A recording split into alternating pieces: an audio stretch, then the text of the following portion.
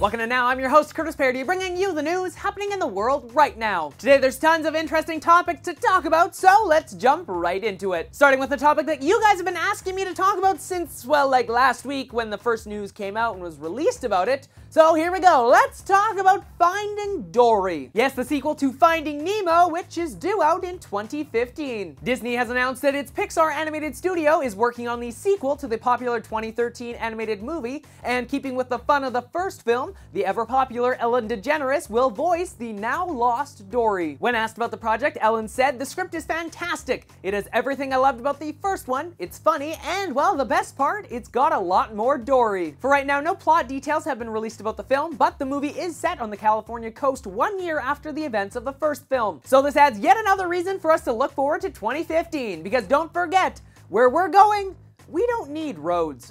Next up, there's a bunch of EA type news today, so first up, let's start off with some rather interesting news. Looks like EA has once again won a very special prize. Wait, did I say special? I meant horrible. For the second year in a row, EA has been named the worst company in America by The Consumerist. Yes, many of the largest companies in America were stacked against one another, and well, EA somehow found its way to the top.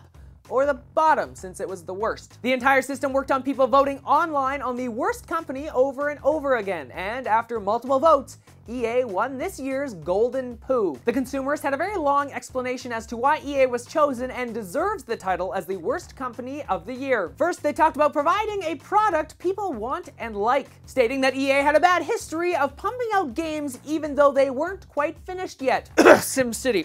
Oh, I have a cough there. From the most recent releases by EA to games like Dragon Age 2 and Mass Effect 3, they don't have the best track record as of lately. So yes, people do really want the games that they're creating, but are they happy with it? Well, I would say if you wanted an answer to that, just head over to the official forums for those games I listed, and you'll see for yourself. Next, it's all about selling your product for a reasonable price. Now, it's no surprise that video games, at least the ones coming out of EA, cost a lot of money to make, because, well, they have to staff some very, very talented people, but even with that, do they really need to charge so much for those games when they launch? And at the same time, EA's deals with sports leagues like the NFL means that no other competitor is free to offer a competing game that either offers more content for the same price or similar content for a lower price. And let's not talk about EA's free play options, or what I like to think of as free to install, then pay as you play, because I love spending $1 real for like a power boost in a game. And last, this is a big one, support the products you sell. You know, like when SimCity was first released and, you know, it began to like really bad.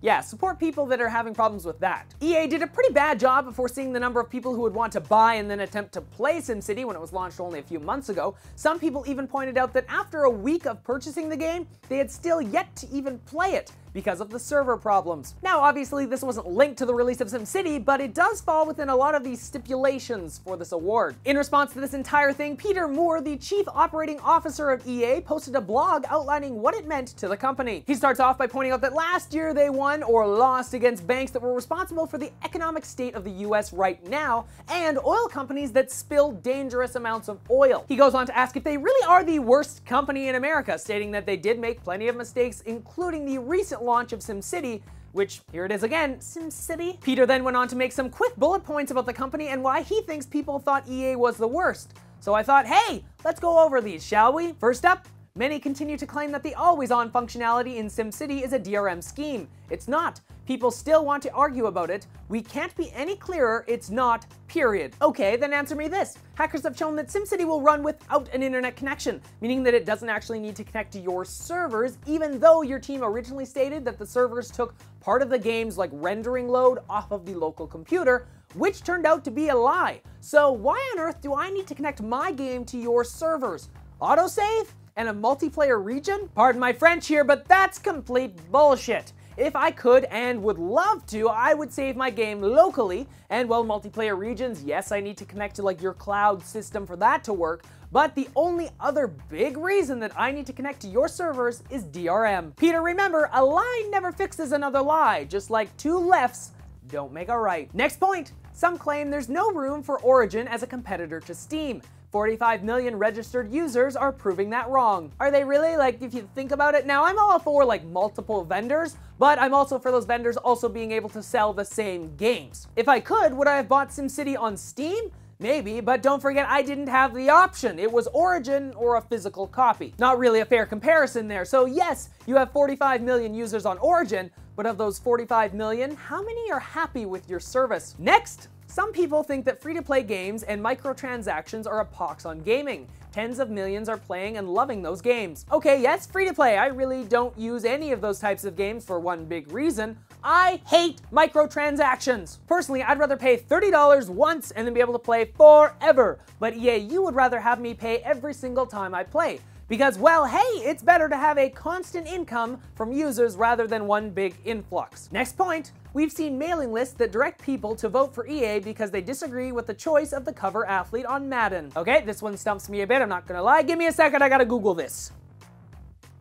Huh, I have no idea who that is. Anyway, you can have this point, EA. Next, in the past year, we've received thousands of emails and postcards protesting against EA for allowing players to create LGBT characters in our games. This, well, I do feel for you about it, EA. Though I may appear to be hating on you, this is a very positive point in my books. The ability for me to create LGBT characters in my game, like The Sims 3, has always been a very cool thing to be able to do.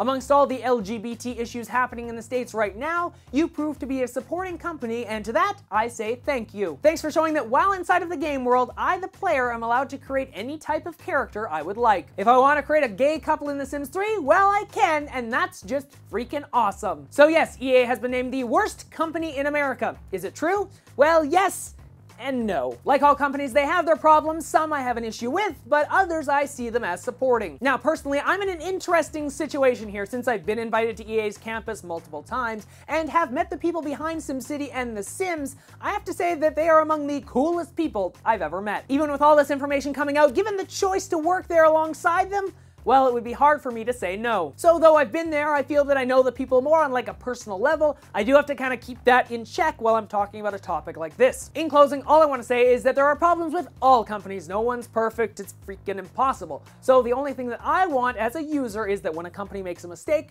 you own up to it and find a way to make it up back to the user. Okay, so I realized that was like a huge section of this show, but I think it was good to talk about it. Plus, I really wanted to get my opinion out about it. So hey, following the EA news, we have some game news. SimCity for the Mac has a release date now, so look out on June 11th because SimCity will be available for those Mac gamers out there. And hey, if you're someone like myself who owns both a Mac and a PC and you've purchased a copy already for your PC, well, you're in luck because you can just download it right onto your Mac that day and you don't even have to pay for it. I suppose this is one of the perks, I guess, to buying a game on Origin. Also, for those wondering, the regions will work on both Mac and PC, so if I'm on my Mac and you're on your PC, we can play together in a region.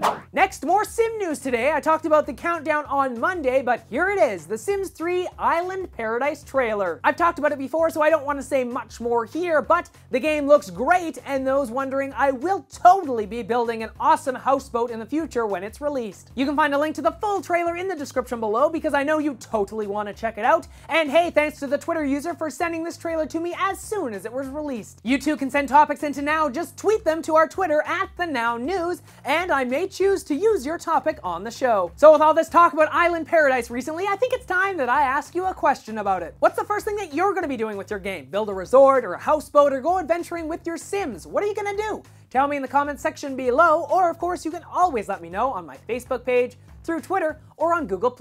Links to all that and the other topics I talked about in today's episode in the description below, along with the always amazing subscribe button. So until next time, I'm Curtis Parody, and that's what's happening now. Hey everyone, I hope you enjoyed this video. You can of course check out more videos that I create by clicking on them below. Check out Now for the latest news happening in the world right now, Paradise Gaming for some fun gameplay videos, or of course my personal vlog channel to see what I'm doing outside of my studio. Also, if you're interested in supporting the show and getting some new clothes for yourself, just like this shirt, you can pick up this one if you want. Check out the store at thecurtisparodystore.ca. Bye everyone.